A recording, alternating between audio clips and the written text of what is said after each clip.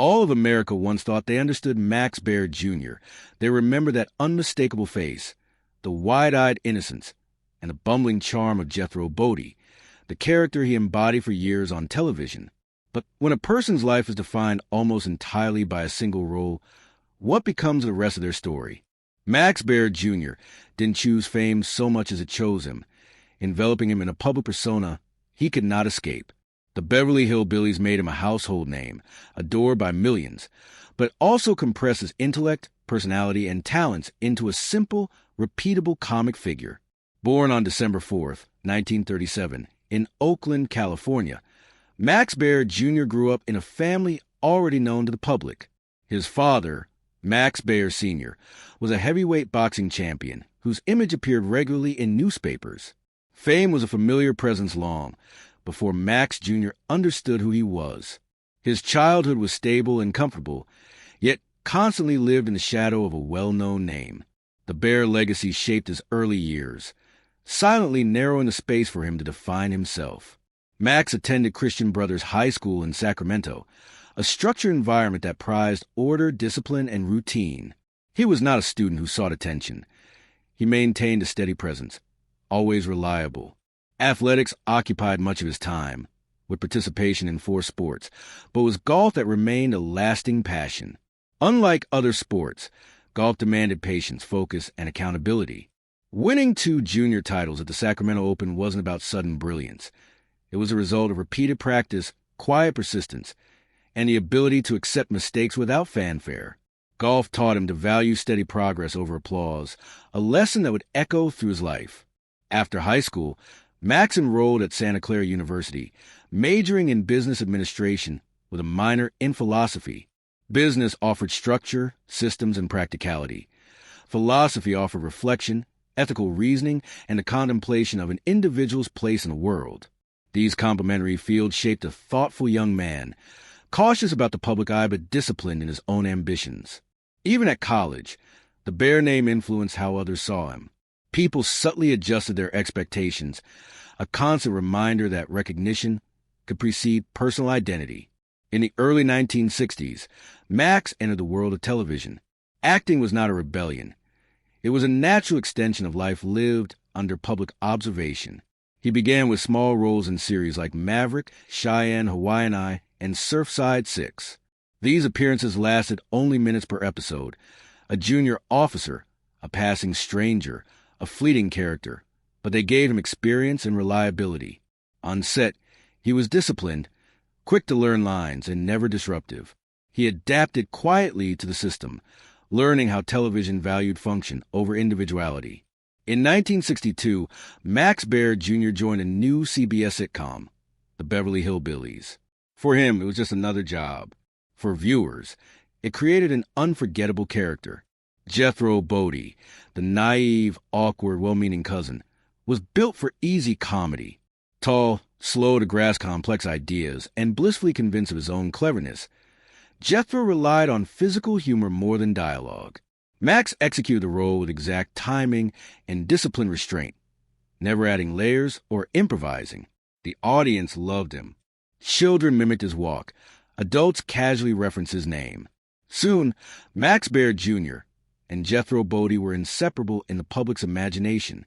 The Beverly Hillbillies became a phenomenon. Over 9 seasons, it drew tens of millions weekly. Max's professional reliability earned him a stable career, but the show's success also imposed limits. Typecasting quietly took hold. Offers outside the Jethro mold existed, but they were narrow. Characters who were naive, awkward, or physically comedic. Off-screen, Max was thoughtful and logical. On-screen, he was an archetype, a repeatable device. His personal identity had been compressed into a public symbol. By the early 1970s, television tastes were shifting. Rural sitcoms gave way to socially conscious urban programming, and CBS's Rural Purge ended the Beverly Hillbillies. Max faced a paradox. The show's fame endured, but the opportunities to redefine himself were few. Roles were small, familiar, and rarely offered a chance to show his range. He wasn't rejected.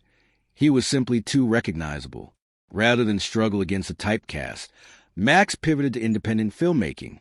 Mon County Line, 1974, which he co-wrote, produced, and starred in, had a modest budget of under $200,000, but earned over $30 million, a record revenue-to-cost ratio at the time. He oversaw production, marketing, and distribution, targeting audiences outside Hollywood's mainstream. This success reflected his understanding of audience behavior, market structure, and strategic control over the creative process. He followed with The Wild McCullochs, 1975, maintaining near total creative control, and Ode to Billy Joe, 1976, purchasing the rights to Bobby Gentry's hit song and building a film around it. These projects weren't mere productions. They were experiments in managing cultural memory, ownership, and audience engagement. Legal disputes over rights further demonstrated his savvy in protecting intellectual property and controlling the value of his work. In his personal life, Max was private. He married Joanne Hill in 1966, during the height of his television fame. Fatherhood and domestic life unfolded quietly, far from cameras and public scrutiny. The marriage ended without drama. Other romantic relationships were infrequent and discreet. Friendships, however, endured. His bond with Buddy Essen, who played Jed Clampett, remained deep and lasting, a connection formed outside the spotlight and beyond character personas. Tragedy struck privately in 2008, when his live-in girlfriend died by suicide at their Lake Tahoe home. Media coverage was minimal. The event remained intensely personal. Max carried grief quietly, without public narrative. By 2015, after Donna Douglas's death, he became the last surviving principal cast member of the Beverly Hillbillies. He declined to participate in reunion projects, understanding that returning as Jethro would reinforce an identity he had worked to step away from. Instead, he shifted focus to controlling his image. Business ventures, including casinos, allowed him to preserve and profit from Jethro's legacy without performing. Fame could exist independently of his physical presence, and he knew how to operate within that space. Today, Max Baer Jr. lives quietly in Lake Tahoe. His days follow steady routines: morning golf, reading, walks. Recognition exists in the background, but it no longer governs his life. Media appearances are minimal, measured, and deliberate. He has reclaimed a life in the shadow of Jethro, maintaining control, dignity, and peace. Max Baer Jr.'s story illustrates a rare paradox: immense fame coexisting with personal autonomy. By stepping away from the public eye, he preserved his identity and privacy.